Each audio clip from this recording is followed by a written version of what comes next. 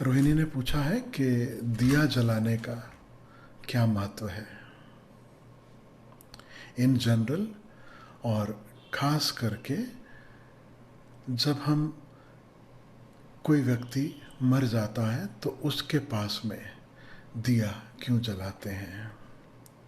What is the significance of lighting a diya in general? Also, what is the significance of lighting a diya when somebody dies?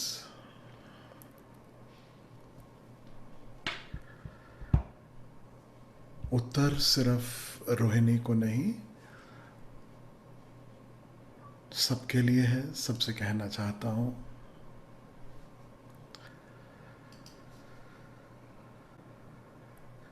हमारे जो ऋषि हुए, हमारे जो बुजुर्ग हुए, उन्होंने कुछ सिस्टम्स बनाए कि जब व्यक्ति का जन्म होता है तब क्या क्या करना, और जब व्यक्ति की मृत्यु होती है तब क्या करना, कैसे करना. वो जो अंतिम यात्रा जिसे हम कहते हैं, संस्कार के लिए, अंतिम संस्कार के लिए जब हम शरीर को लेकर जाते हैं तो उसकी कुछ विधि है, उसका कुछ उपाय है जो हमें हमारे बुजुर्ग कहो, ऋषि कहो, ज्ञानी जन कहो, उन्होंने हमें उपाय दिए हैं.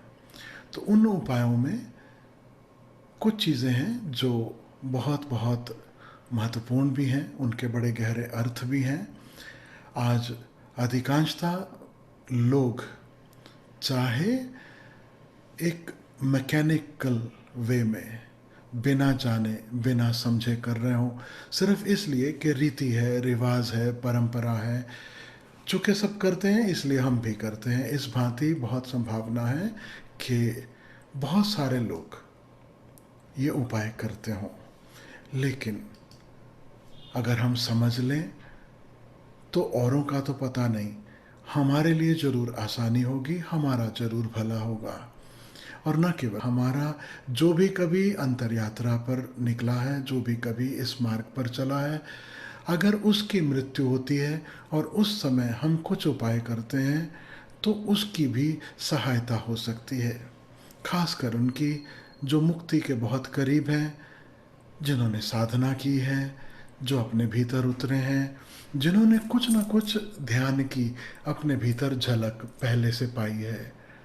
क्योंकि वह जो मृत्यु का क्षण है, उस समय हमारी समझने की, हमारी सीखने की, हमारी जानने की जो इंटेंसिटी है वो सबसे गहरी होती है.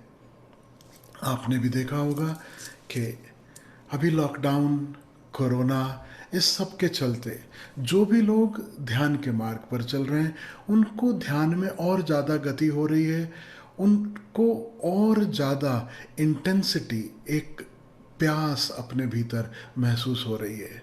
क्यों?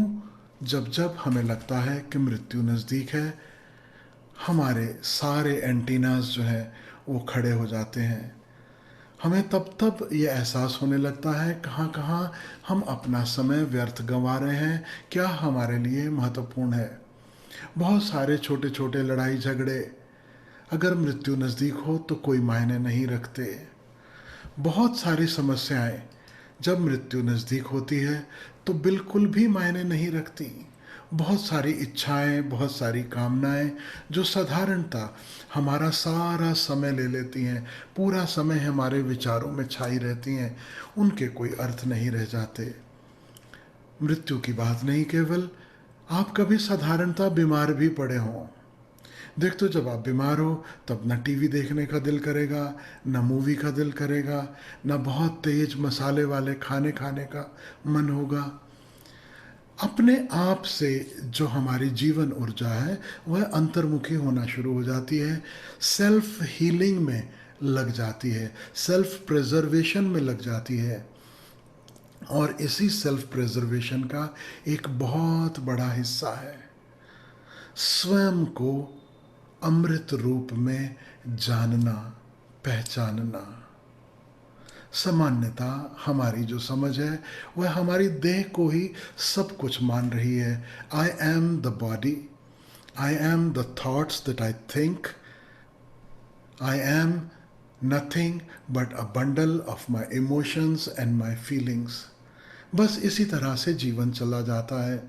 लेकिन इसके पार जो हमारा स्वरूप है, जो हमारा अमृत रूप है, जो हमारा होना है, जब जब समस्या आती है, जब बीमारी आए, जब मृत्यु नज़दीक आने लगती है, वह अपने भीतर से ऐसा समझो कि जैसे परमात्मा ही अपनी ओर खींचने लगता है, अपनी ओर पुकारने लगता है, और कुछ जो महत्वपूर्ण है उसकी याद आने लगती है, जो गैर महत्वपूर्ण है वह अपने आप छूटने लगता है। छोड़ना नहीं पड़ता।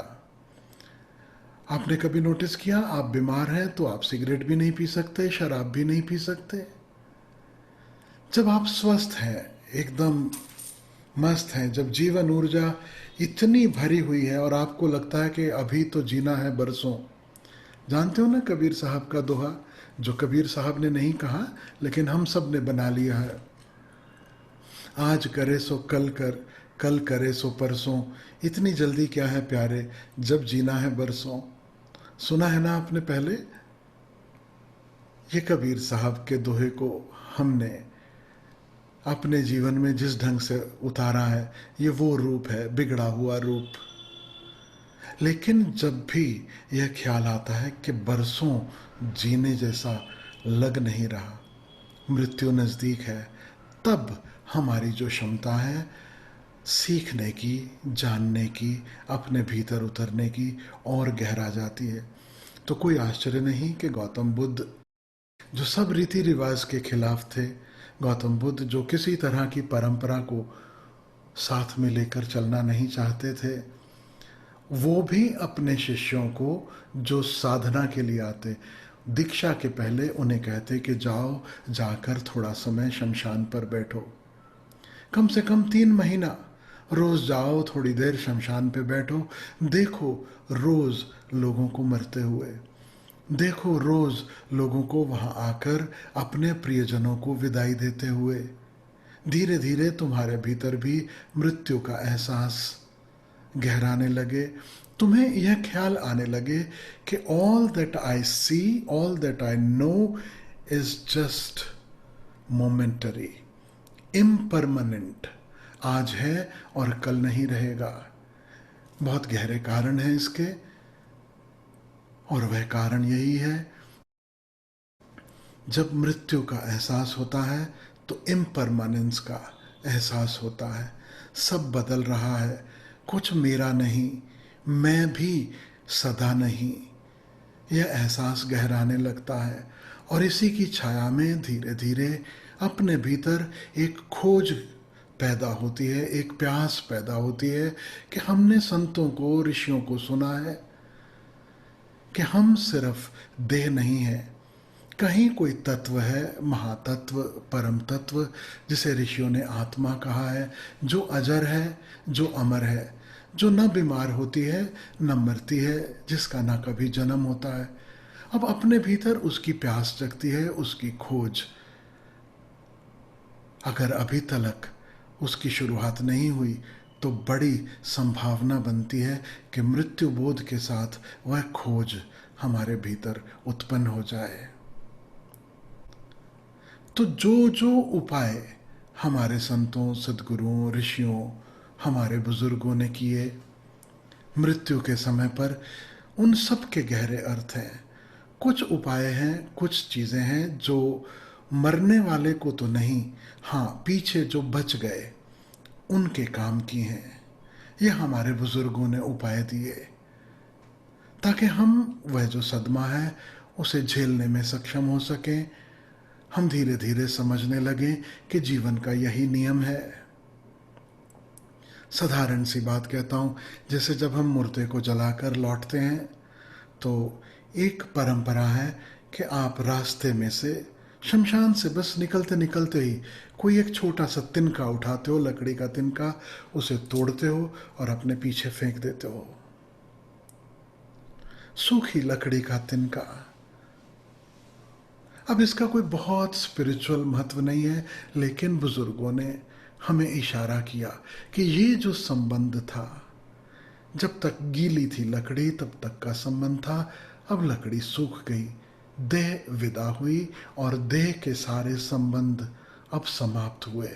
अब इस तिनके की भांति जिन संबंधों को तुमने सदा सदा के लिए समझा था, जानो कि वह कुछ क्षण के लिए थे, कुछ समय के लिए थे। अब उसे तोड़ो, फेंको, तुम भी उससे मुक्त हो, और जो विदा हुआ है वह भी मुक्त हो, वह भी पहचान सके। अगर उसके पास अभी भी आँख है, सीखने की क्षमता है कि यह संबंध सत्य नहीं है, नदी नाला संयोग, कुछ समय के लिए मुलाकात हुई, कुछ समय हम साथ में चले, और बस विदाई का समय आया, अपनी अपनी पोटली बांधी और सब अपने अपने घर, अपने अपने रास्ते। कहीं ना कहीं गहरा अर्थ है कि यह जीवन एक अपॉर्चुनिटी की तरह हमें मिला है, एक अवसर है, हम इसका सदुपयोग कर लें, हम संबंधों में भटक ना जाएं, हम जिसे सामाजिक मजबूरियां कहते हैं, जिसे सामाजिक नियम कहते हैं, सिर्फ उनमें ही न उलझे रहें, सामाजिक जिम्मेवारियों में ही सिर्फ उलझे हुए अपना जीवन व्यतीत ना कर दें। हमें यह भी ख्याल आए कि समाज के ऊपर, व्यक्ति के ऊपर समष्टि भी है। यह देह, यह आकार और इनके आपसी संबंधों के अलावा कहीं निराकार की खोज भी है। वह जो आज है कल नहीं रहेगा, उसके साथ साथ उसे भी खोजना है, उसका भी उपाय करना है, जो सदा सदा से है और सदा रहता है।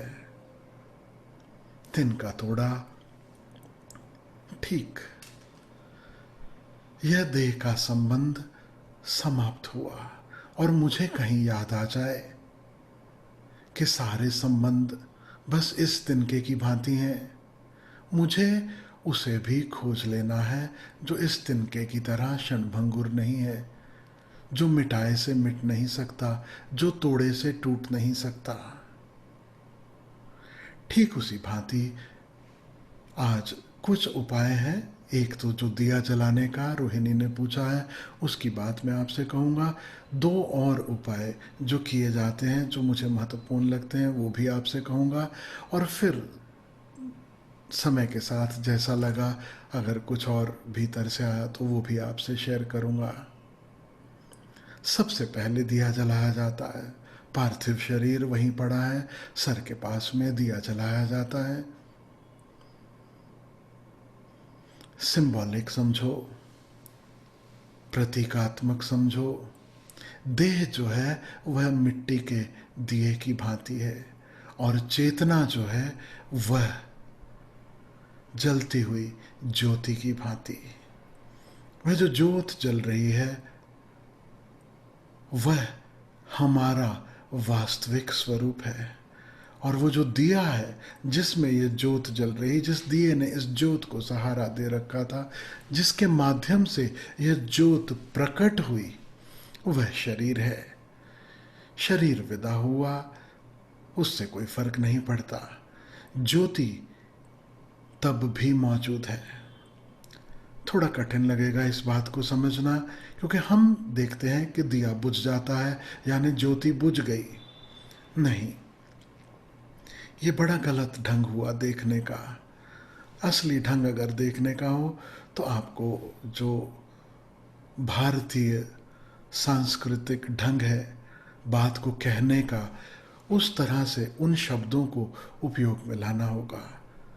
एक ढंग है कहने का, आग बुझ गई, और एक ढंग है कहने का, अग्नि शांत हो गई। और दोनों में बड़ा फर्क है, दोनों में बड़ा भेद है। ज्योति कभी मिटती नहीं है, याद रखना। वो प्रकट होती है और अप्रकट होती है। प्रकट होती है जहाँ बाती है, तेल है, दिया है, वहाँ प्रकट रूप में मौजूद है। और जब बाती नहीं, तेल नहीं, दिया नहीं, तब भी ज्योति अप्रकट रूप में सदा मौजूद रहती है। उसी ज्योति को हमारे संतों ने कहा, दिया बले अगम का, बिन बाती बिन तेल। एक ज्योति ऐसी भी है जो बिना बाती बिन तेल के जल रही है। सच से अगर देखना चाहें, समझना चाहें, तो ज्योति विदा नहीं होती, ईंधन विदा होता है। ईंधन चुक जाता है, ज्योति नहीं चुकती। ज्योति प्रकट होती है और अप्रकट हो जाती है, बस इतना ही। ईंधन जो है वह उसकी एक क्वांटिटी है, जब तक वो मौजूद है तब तक वो दिखाई देगा। उस जब ईंधन जल गया, ईंधन समाप्त हो गया, उसके बाद ज्योति अप्रकट हो गई।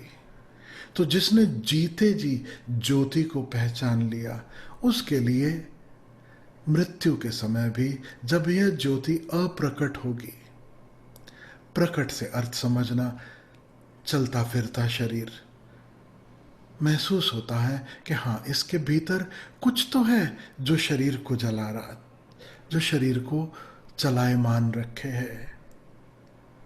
शरीर को छुओ तो एक वार्मथ महसूस होगी। यही तो फर्क है ना, जिंदा शरीर में और मुर्दा शरीर में। जीवित शरीर वार्म फील होगा और मुर्दा शरीर ठंडा हो जाएगा। यानी कोई तत्व है, वह ज्योति है, जब तक शरीर में मौजूद है तब तक यह शरीर वार्म है और इस शरीर को चलायमान रखे है। जब वह ज्योति शरीर से विदा हो गई, शरीर से अलग हो गई, तब शरीर भी ठंडा हो गया, चलना फिरना भी रुक गया, सब ठहर गया। ज्योति न पहले दिखाई दे रही थी, न अब दिखाई दे रही है। जहां तक देह का सवाल है, तो दिया तो प्रतीक है और ज्योति प्रतीक है चैतन्यता का, कॉन्शियसनेस का। वह कॉन्शियसनेस दिखाई नहीं देती, लेकिन उसका एहसास होता है, क्योंकि शरीर चल रहा है, बोल रहा है, डोल रहा है। So there has to be a consciousness behind somewhere. तो ये हमारा अनुमान है, लेकिन मुक्ति अनुमान से नहीं होती, मुक्ति ज्ञान से होती है। सारी साधना, सारी तपश्चर्या, सारा ध्यान, सारी भक्ति सिर्फ इतना ही उपाय है कि कैसे उस अंतर ज्योति से हमारी पहचान हो सके, उसका ज्ञान हो सके, अनुमान न रहे। अभी भारत में किसी से भी पूछो क्या आत्मा है, परमात्मा है, हर कोई कहने को राजी है कि यस ऑफ कोर्स। आप ये कैसा प्रश्न पूछ रहे हो, आपको इतना भी नहीं पता? हाँ है, लेकिन ख्याल रखना, यह सिर्फ अनुमान है, ज्ञान नहीं है। और अगर ज्ञान है तो वह किसी और का ज्ञान है, जिसे हम सिर्फ मान रहे हैं और दोहरा रहे हैं। वह आत्मानुभूति नहीं है। आत्मानुभूति हो सके, आत्मज्ञान हो सके, उसके लिए ये प्रतीक है। जीते जी जिसने साधना की, अब मरते समय उसे ख्याल आ जाए कि अब मुझे देह से तादात्म्य तोड़कर इस ज्योति के साथ तादात्म्य जोड़ना है। To be free from this identification with the body and to establish in the consciousness, and this consciousness that is within the body and yet separate from the body. पिछले सत्संग में मैंने आपसे कहा, जैसे रसगुल्ला रस से ओतप्रोत हो, ऐसा ही है कॉन्शियसनेस। रसगुल्ला रस से ओतप्रोत है, लेकिन फिर भी याद रखना, रस और रसगुल्ले में भेद है। कुछ है जो व्यर्थ बस समाप्त हो जाएगा, चुक जाएगा, रूप बदल जाएगा, वही नहीं रहेगा जो पहले था। और कुछ है जो सदा वैसा का वैसा। जानते हो ना, साइंस कहती है कि मैटर भी, पदार्थ भी कभी समाप्त नहीं होता। अध्यात्म कहता है परमात्मा भी कभी समाप्त नहीं होता। साइंस कहती है पदार्थ का न जन्म होता है न मृत्यु होती है, केवल उसका रूप बदलता है। और अध्यात्म कहता है परमात्मा का, आत्मा का ना कभी जन्म होता है न मृत्यु होती है।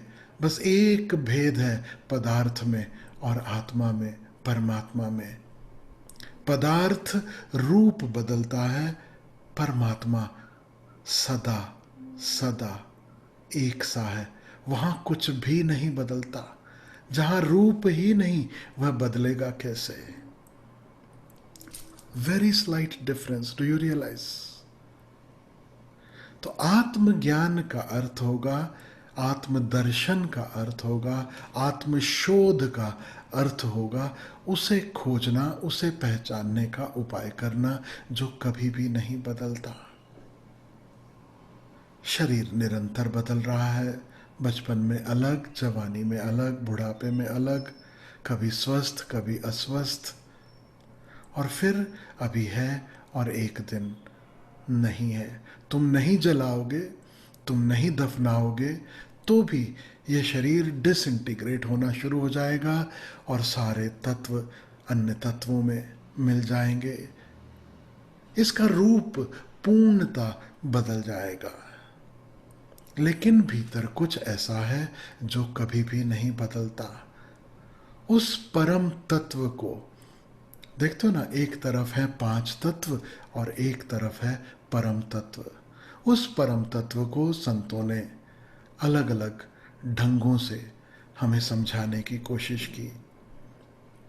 कभी उसे कहा नूर है, जर्रे जर्रे में उसी का नूर है, यानी परम तत्व ज्योति रूप है, नूर रूप है, प्रकाश रूप है। कभी संतों ने उस परम तत्व को कहा वह ओंकार है, एक ओंकार सतनाम।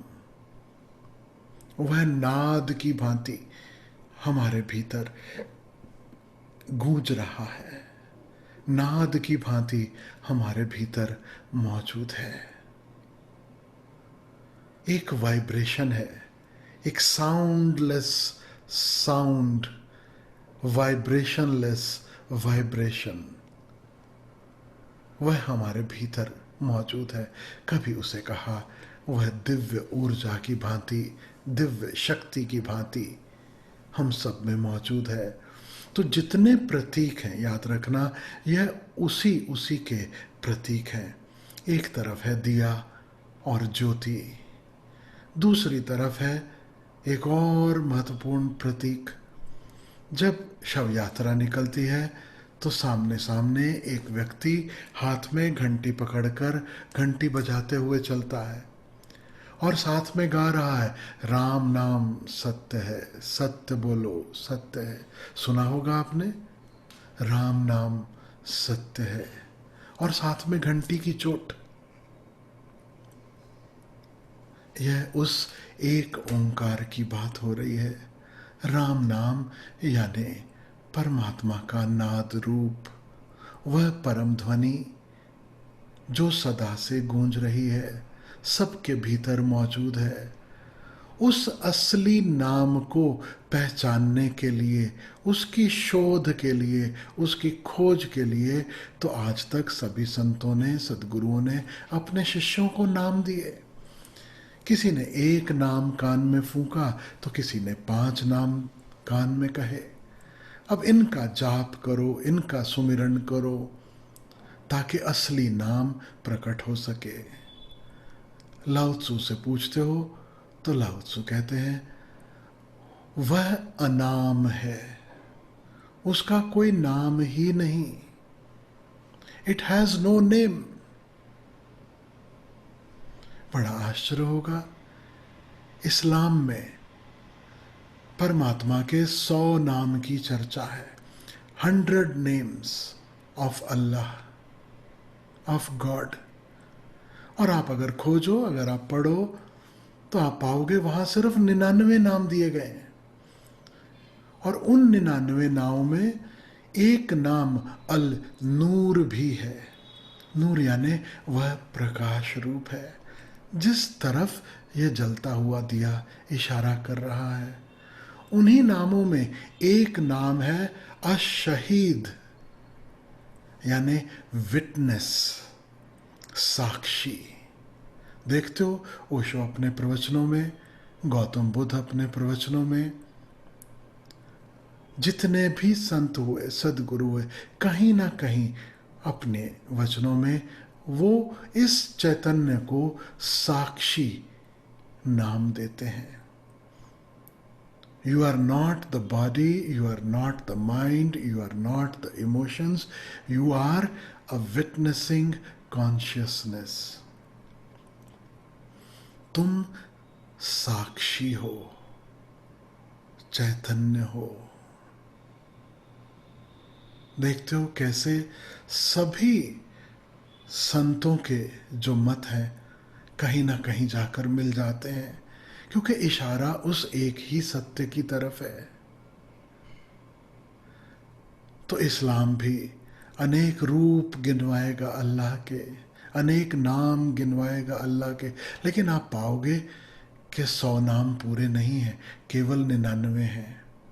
एक नाम ऐसा है जिसे नाम नहीं दिया जा सकता, जिसका कोई गुण धर्म कहा नहीं जा सकता, और वही नाम अल्टीमेट है, वही शिखर है, वही पीक है। जिन्होंने जाना उन सब ने उसे ही जाना, जिन्होंने पहचाना उसे ही पहचाना। योग अलग अलग अवस्थाओं की बात करता है। योग कहता है जागरण, सुषुप्ति, स्वप्न, और फिर एक और अवस्था उसे कह रहा है समाधि। और तुम पूछते हो कि समाधि यानी क्या, तो कहता है अब वह मत पूछो, तुरीय, चौथी अवस्था, बस बियॉन्ड एक्सप्लेनेशन। ये तो पतंजलि की कृपा है, जो उन्होंने समाधि के भी अलग अलग चरण, जैसे जैसे हमारा अनुभव गहराते जाता है वैसे वैसे जहाँ तक इशारा किया जा सकता है वहाँ तक पतंजलि इशारा किए चले जाते हैं। अंततः वह भी चुप हो जाते हैं कि परम पद जो है उसकी व्याख्या नहीं की जा सकती, वह अव्याख्य है। तो जितने प्रतीक हैं, याद रखना ये प्रतीक हैं जो साधक को पकड़ में आ सकें, साधक को स्मरण हो आए, मृत्यु के समय में ही सही, लेकिन उसकी नैया पार हो सकती है, उसका अगला जन्म संवर सकता है।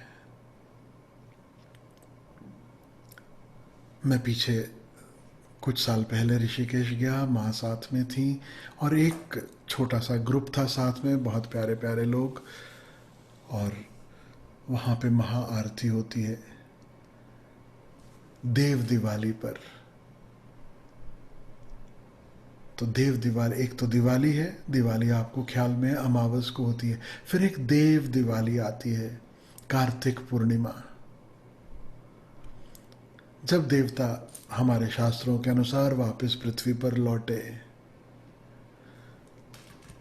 हम वहाँ गए नावली और गंगा जी में घाट की तरफ मुख करके उस बहुत बहुत अद्भुत आरती का, और आरती के साथ साथ यकीन मानो सब देवताओं का उतरना आप साफ साफ जैसे देख सकते हो, वो दिखाई देता है। उस समय जो वो नूर की बरसात होती है वह पता पड़ती है, आप भीग जाते हो उससे। कुछ कुछ खास समय आते हैं इस पृथ्वी पर जब, और कुछ खास स्थान भी जहाँ उस नूर की वर्षा को महसूस करना आसान हो जाता है। तो उस नाव में हम चल रहे हैं, तो साथ में एक कोई महिला थी, उन्होंने पूछा, क्योंकि कुछ लोग एक पत्ते के ऊपर दिया जलाकर और पानी में बहा रहे थे। बहुत लोग ऐसा करते हैं, दिया जलाते हैं, पत्ते के ऊपर रख के उसको तैरा देते हैं, और हजारों की संख्या में वो दिए छोड़े जा रहे हैं गंगा जी में। तो जो थोड़े समझदार लोग हैं वो आटे का दिया जलाते हैं। जो आटा गूंथते हो ना रोटी बनाने के लिए, उसी को दिया की शेप दे के उसमें घी डाल के बाती डाल के आप उसको दिया बना सकते हो। तो वो आटा जो है वो मछलियों के भी काम आ जाता है। जो थोड़े कम समझदार हैं वो मिट्टी का दिया, लेकिन आटा का दिया मैं समझता हूँ ज़्यादा एनवायरनमेंट फ्रेंडली भी है। तो उस महिला ने पूछा ये दिया क्यों जलाते हैं और फिर इसे बहाते क्यों हैं, बताइए। और उस दिन उसे तो मैं बता के थक गया, उसके पल्ले तो बात नहीं पड़ी, क्योंकि उसका जो प्रश्न का जो चित्त था वो केवल कौतूहल से भरा था। बस क्यों क्यों क्यों जैसे बच्चे पूछते जाते हैं, अच्छा फिर ऐसा क्यों करते हैं, अच्छा फिर ऐसा ही क्यों करते हैं। उसे तो बात समझ नहीं आई, लेकिन आपसे मैं शेयर करना चाहता हूँ जो मैंने उस समय उन्हें कहा था। नदी में दिए का प्रवाह, ज्योति जल रही है वह तुम हो। दिया जिसमें यह ज्योति जल रही है यह शरीर है। और पत्ते पर दिए को नदी में तैराना, नदी में तैराना यानी वक्त का प्रवाह, एक इटर्निटी है, एक इटर्नल रिवर जिसमें अनेक बार और अनेक दिए जले हैं। कुछ देर जलते हैं, थोड़ी देर के बाद जाकर वो उस इटर्निटी में वापस खो जाते हैं, विदा हो जाते हैं। फिर दिए जलाए जाते हैं, फिर दिए बहते हैं और फिर वो खो जाते हैं। बस इतनी सी बात है कि ये दिया बुझे, ये दिया डूबे, ये नदी में समाप्त हो, उसके पहले अपने ज्योति रूप को पहचान लो। बस इतनी सी तो बात है। जीवन नदी की भांति, थोड़ा सा एक समय मिला हमें। दिया जब बहाया गया और जब तक यह दिया बहता रहेगा फिर खो जाएगा। फिर कब संयोग बनेगा, फिर कब देह मिलेगी, फिर कब कोई ज्योति जल रही है बताने वाला मिलेगा, कब कोई मिलेगा जो इशारा करे कि देखो इसे पहचानो। ज़रूरी नहीं हर बार हो, भटक सकते हैं। और देखते हो कोई दिया जल्दी बुझ जाता है, कोई दिया लंबे तक चलता है, कोई जल्दी डूब जाता है, कोई बहुत देर तक नहीं डूबता। ऐसा ही खेल है यहाँ पर भी। कभी किसी की जल्दी विदाई हो जाती है, कभी किसी की बहुत देर से विदाई होती है। यह महत्वपूर्ण नहीं कि जीवन का दिया कितनी देर जले। असली बात यह है क्या हमने ज्योति को पहचाना या नहीं पहचाना। तो घर में जो दिया जलाते हो और किसी के मरने पर जो दिया जलाते हो, प्रतीक एक ही है। अपने ज्योति रूप को पहचानो, स्वयं को पहचानो। यह मन जो हमें भटकाता भी है, इसी मन के लिए संत कहते हैं मन तू ज्योति स्वरूप है, अपना मूल पछान। गुरुवाणी में ये उल्लेख आता है, तुम अपनी जड़ों में उतरो तो, तुम अपने भीतर उतरो तो, तुम स्वरूप की खोज में लगो तो तुम पाओगे तुम ही वह ज्योति रूप हो, तुम ही वह अमृत हो जिसे तुम खोज रहे हो। वह तुमसे भिन्न नहीं है। You are that tattvamasi, that art thou. अब वो दिए से आसान हो जाए। दिया ज्यादा प्यारा प्रतीक चुना गया क्योंकि ज्योति की एक गुणवत्ता है जो समझने जैसी है, जो ख्याल में रखने जैसी है। The only element in our world that rises up. सिर्फ ज्योति है जो ऊपर की तरफ उठती है सदा, उसका नीचे आने का कोई उपाय नहीं है। ज्योति सदा ऊपर की ओर उठती है। हवा गर्म है, यानी उसमें ज्योति जितनी मिली है उतना वो ऊपर उठती है। हवा ठंडी है तो हवा भी नीचे आती है। पानी भी नीचे की ओर बहता है, मट्टी तो नीचे ही है। एक ही तत्व है जो ऊपर की ओर उठता है, आकाश की ओर उठता है, जो इशारा करता है तुम इस जमीन पर हो लेकिन तुम जमीन मात्र नहीं हो। तुम पृथ्वी पर हो लेकिन तुम केवल यही 5 तत्व नहीं हो। वो जिस आकाश की ओर ज्योति उठ रही है उस विराटता की तरफ इशारा है, उस अनंतता की तरफ इशारा है। अपनी विराटता को पहचानो, अपनी अनंतता को पहचानो, महसूस करो, देखो, उसके उपाय करो। यह देह जो मुझे मेरी सीमा की तरह लगती है, इसी के भीतर कुछ छुपा है जो असीम है। वो देह में कैद नहीं है। हाँ, देह में उसे पहचानना आसान हो सकता है। देह है तो द्वैत है, देह है तो तलाश हो सकती है, खोज हो सकती है, पहचान हो सकती है, रियलाइजेशन हो सकती है। जहाँ देह नहीं, याद रखना, रियलाइजेशन भी संभव नहीं। देह में रहते रियलाइजेशन। और जो इस मार्ग पर चला है, देह जब छूट रही है, याद रखना, देह छूटी है लेकिन अभी पूरी तरह से व्यक्ति उस देह से मुक्त नहीं हुआ, उस देह से अलग तो जाके खड़ा हो गया है, लेकिन अभी नाता पूरी तरह टूटा नहीं है। अब उसके सामने 2 विकल्प हैं। जब भी मृत्यु होगी, याद रखना, मृत्यु के समय यह दोनों विकल्प हमारे सामने मौजूद होंगे।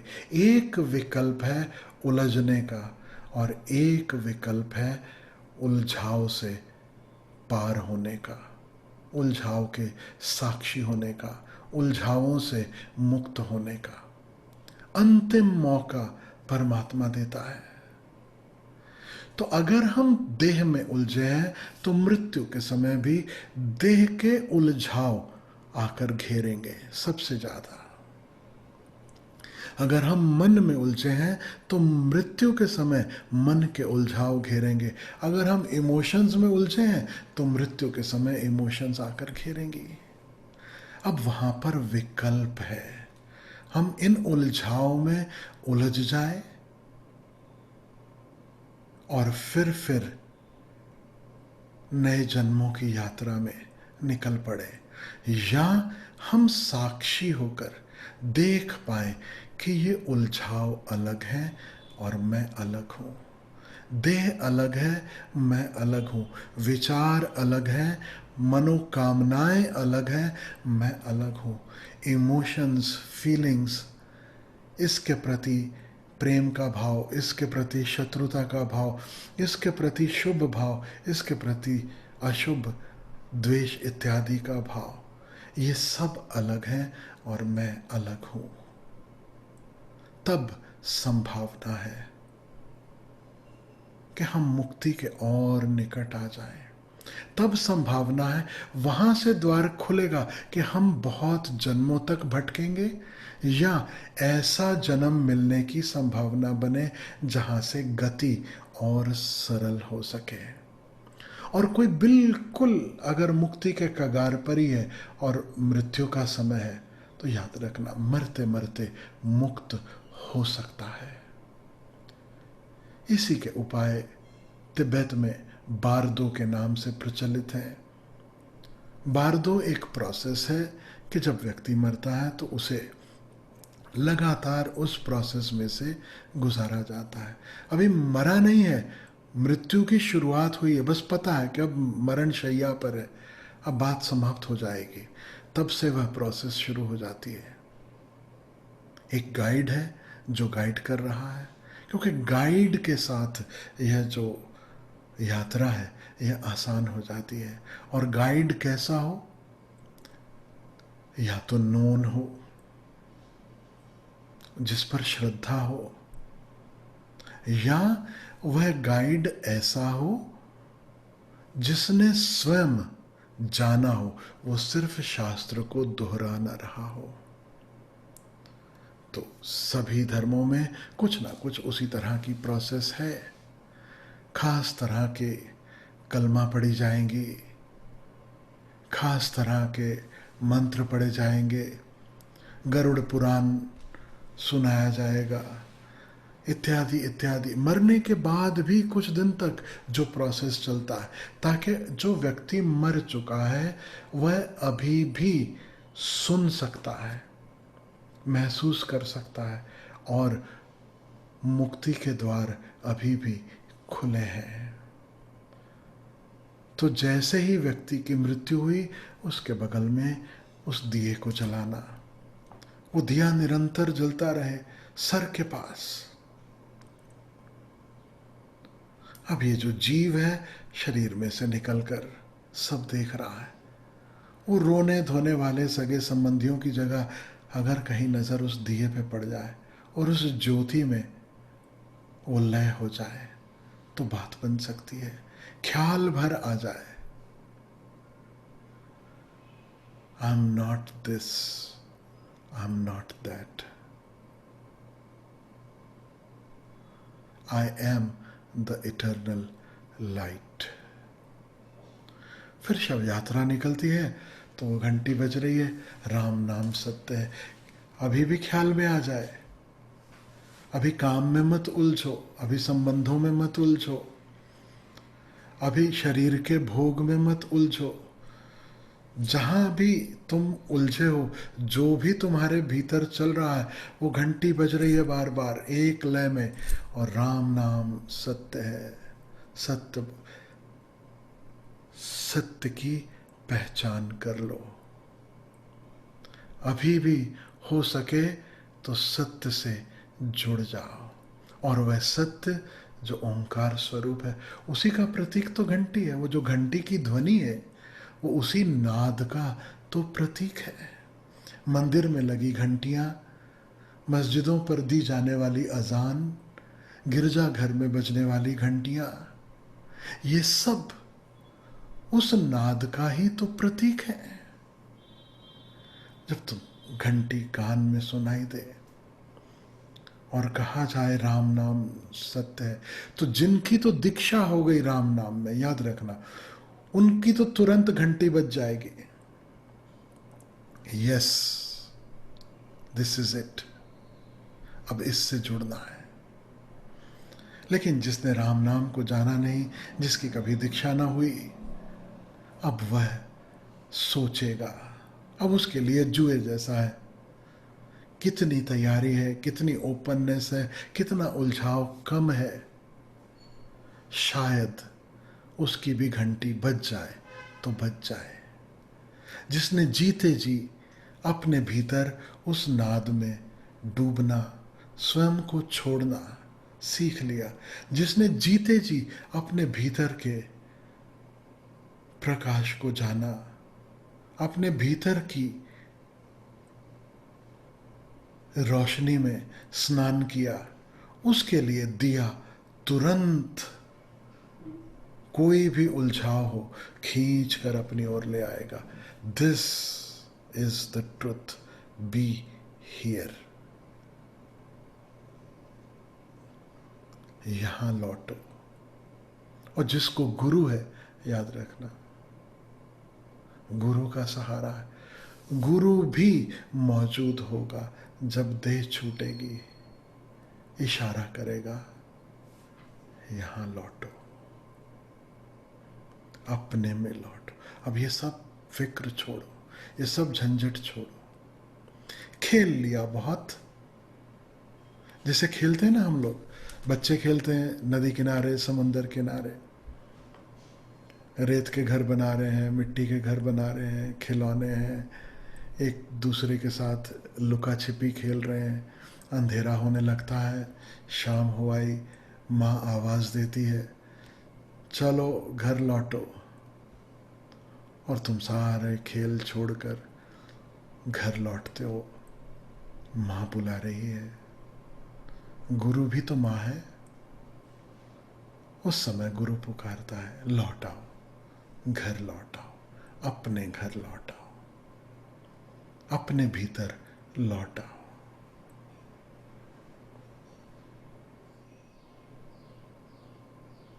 तो फिर चाहे नाद की डोरी पकड़ो, चाहे नूर की डोरी पकड़ो, एक डोरी कच्चे धागे की पकड़ के लौटना आसान हो जाएगा।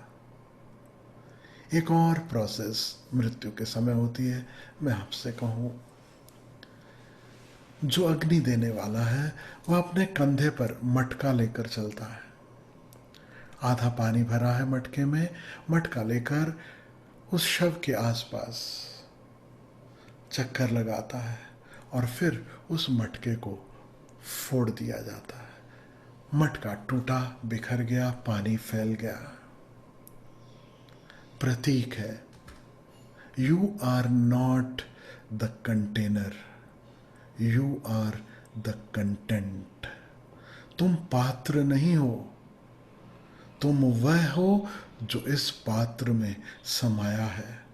अब इस मृत्यु के क्षण में जो टूटा है, जो मिट रहा है, वह पात्र है। लेकिन पात्र के भीतर जो मौजूद है वह न टूटता है, न बिगड़ता है। तो जिसकी अंतर यात्रा अभी बहुत गहरी नहीं है, उसके लिए इतना इशारा काफी है कि you are not the body, you are not the container. अब तुमने अपने आप में, अपनी साधना में, अपने ध्यान में, अपनी गहराइयों में कंटेंट रूप में जो भी जाना है वह तुम्हारे लिए महत्वपूर्ण हो जाएगा। तुम उसकी डोरी पकड़ लोगे। वह नाद हो सकता है, नूर हो सकता है, वह परमात्मा के बरसते हुए आशीष हो सकते हैं।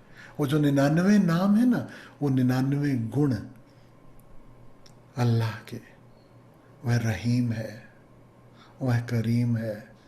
अब अगर उसकी रहमतों का एहसास तुम्हें इस देह से भिन्न कभी हुआ है कि this is not the truth, और रहमत वह सत्य है, तो जो तुम्हारा अनुभव है वह तुम्हारे लिए डोरी बन जाएगा। That content you hold on to and you start to move inwards. जिनकी नाम दीक्षा हो गई उनके लिए नाम सहारा हो गया।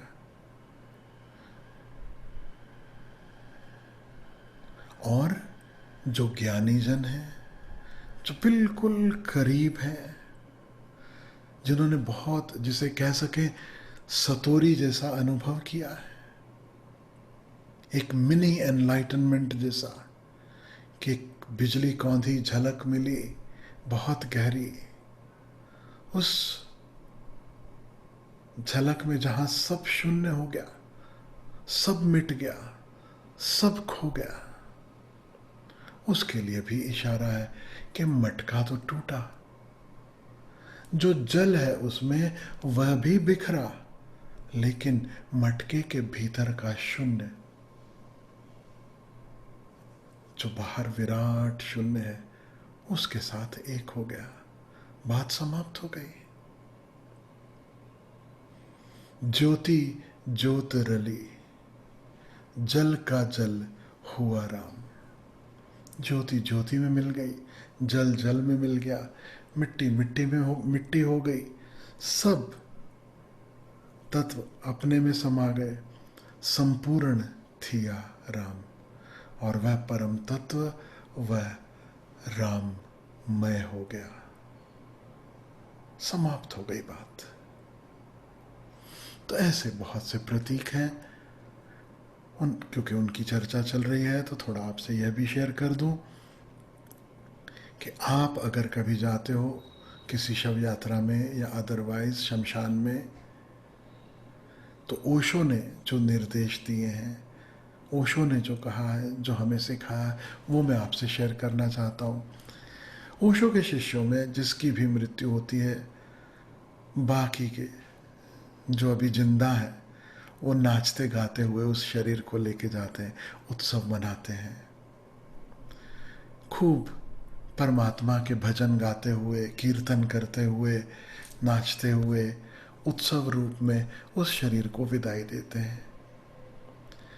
कहीं ख्याल आ जाए कि ये जन्म और ये मृत्यु उस विराट खेल का एक छोटा सा हिस्सा है, and it is not something to be serious about. You celebrate life and you celebrate death also.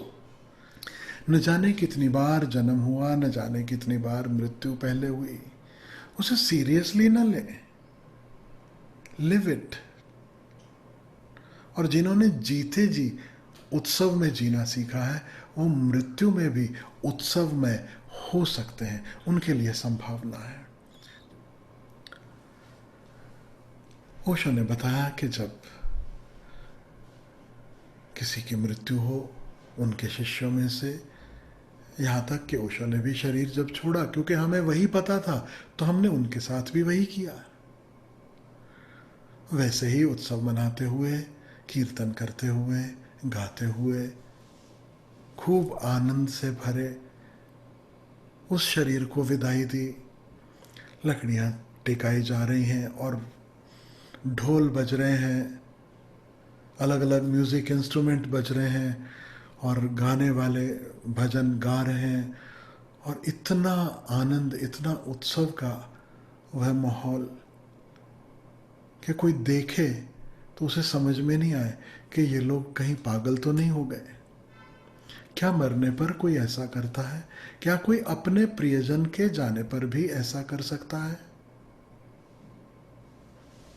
और फिर अक्सर जो हम किसी के भी शरीर छोड़ने के बाद जब उन्हें अग्नि दी जाती, जैसे ही अग्नि ने थोड़ा सा चिता को पकड़ लिया, जो म्यूजिक बजाने वाले हैं वे सब शांत हो जाते, जितने भी लोग आसपास खड़े हैं, नाच रहे हैं, जो भी, सब अपनी जगह पर बैठ जाते, सब आंख बंद कर बैठकर हमिंग करते, ओंकार का गुंजार।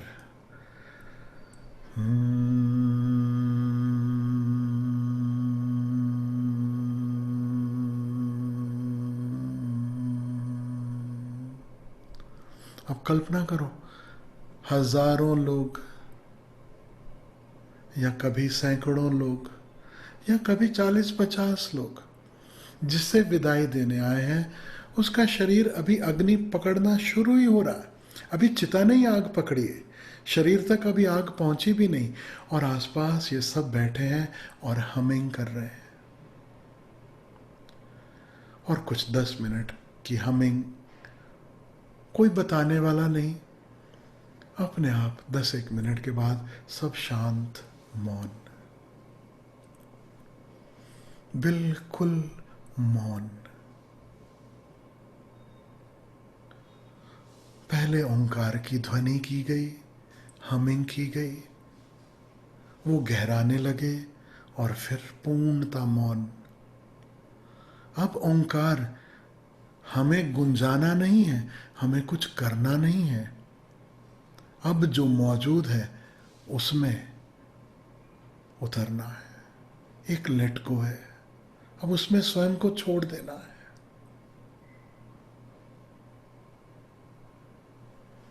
और फिर एक लंबे मौन के बाद, लंबा मौन शमशान पे कितना लंबा हो सकता है, 10 मिनट, 15 मिनट। उसके बाद फिर कोई ना कोई म्यूजिशियन, कोई ना कोई ड्रम बजाने वाला धीरे धीरे एक ताल देना शुरू करेगा, और एक ने जब ताल देना शुरू किया, फिर दूसरा भी अपना वाद्य उठा लेगा, फिर तीसरा भी उठा लेगा, फिर धीरे धीरे धीरे कोई गाना भी शुरू कर देगा, फिर धीरे धीरे धीरे धीरे धीरे फिर से उत्सव, और ये उत्सव एक शिखर पकड़ेगा, और उसके बाद धीरे धीरे लोग अपने अपने घरों को लौटेंगे। तो ओशो के सुझाव यही रहे हैं, शरीर को जलाना, ओंकार का गुंजन, हमिंग, जिसे भ्रामरी प्राणायाम कह सकते हो, भ्रामरी, फिर उसके बाद मौन, बैठना, और फिर उत्सव, और उस उत्सव के साथ विदाई। वहीं पे नल है, वहीं पे सब है, हाथ पाँव मुंह धो के, छींटा सब तरफ मार के वहाँ से वापस आना। और फिर सबसे पहला कार्य अपने घर, या जो हम लोग आश्रम में रहते थे तो अपने कमरे में आकर सबसे पहले अपने कपड़े धुलने में एक बकेट में डालो, पानी में डुबो, और स्नान, बाल भी धोना, पूरा स्नान करके नया कपड़ा पहन के फ्रेश होकर के फिर ओशो के प्रवचन में जाना। तो इस प्रोसेस को भी ख्याल में ले लेना। और आप में से हो सके तो जहाँ सन्यासी हैं, जहाँ ओशो के शिष्य हैं, इसी प्रोसेस को करना भी। और ज़रूर जो अभी हमने जिसकी चर्चा की कि वह दिए का जलाना, वो मटके का फोड़ना, वो घंटी का बजाना, वह सब सहयोगी है, सब सहयोगी है। वो तिनका तोड़कर पीछे फेंकना, वह भी सहयोगी। तो जो भी जाए, सन्यासी जब जाए और उसके आसपास और सन्यासी हैं, तो याद रखना है कि इसी तरह खूब उत्सवपूर्ण ढंग से विदाई देनी है। फिर लोग भले पागल समझे, उनको बोलो हाँ, मरते टाइम तो कम से कम हमें इजाज़त दे दो कि हम हमारे ढंग से मर सके, है ना। जीते जी हमारी सेलिब्रेशन में तुम्हें बाधा हो सकती है, लेकिन मरते समय तो हमें अपने ढंग से मर लेने दो। So just go with celebration. आप भी अपने घर परिवार में अपने पहचान वालों को बता के रखो कि भैया जब हमारे जाने का समय आए तो कृपा करना ऐसे भेजना। और इतना ही नहीं, हो सके, क्योंकि अभी गाने बजाने वाले उस समय मिले या ना मिले तो क्या करोगे, अभी पोर्टेबल ब्लूटूथ स्पीकर हैं अवेलेबल, वाटर प्रूफ स्पीकर्स हैं। मैं तो यहाँ तक कहूँगा कि अपनी प्लेलिस्ट भी खुद ही बना जाओ कि आप क्या सुनना चाहते हो, जो गीत आपको प्रिय है वो सब चुन के तैयार करके रखो। भाई जाएंगे तो ये बजा के ले जाना, और कोई भी साथ ना दे, एक दो किसी को पटा के रखना पहले से, बोल देख तेरे नाम पे तेरे अकाउंट का चेक मिलेगा तभी इसी शर्त के साथ कि अगर ये बजाते बजाते ये सब करते करते लेकर जाओगे। और फिर धीरे धीरे इस उत्सव ने ऐसा जोर पकड़ा, मैं आपको कहूँ कि जब शव यात्रा जाती तो अनार फुलझड़ियाँ चलाते हुए वो शव यात्रा निकाली जाती। ये भी हो गया कि जब जो चिता बनती, उस चिता के अंदर भी फुलझड़ियाँ छुपा दी जाती। तो कोई उदास भी बैठा है, मौन में है, आंख बंद करे, आप भी जानते हो ना, जब मौन में लंबा समय बैठते हो धीरे धीरे गर्दन नीचे लटक जाती है ना। आप गर्दन लटका के, यानी कि मुंह लटका के कभी बैठे हो और उधर से फुर्र करके अनार चमकेगा, कहीं फुलझड़ी चमक जाएगी, and you will again come back to your self. This is life, this is celebration, and death is also a celebration, but it is a celebration only for those who realize they are not the body, not the mind, not the emotions. तो उसके सब उपाय कर लेने हैं, सब उपाय कर लेने हैं।